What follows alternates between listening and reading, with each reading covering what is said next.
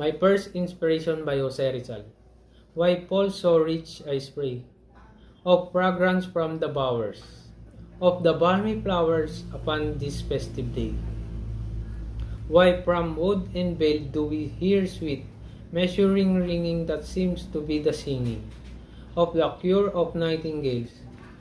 Why in the grass below do birds start at the wind's noises, unleashing their honeyed voices, as they hop from boat to boat?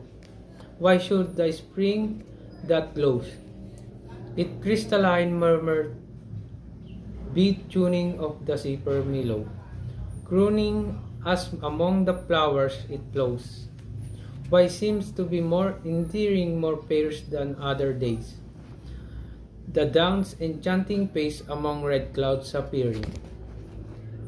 The reason their mother is the peace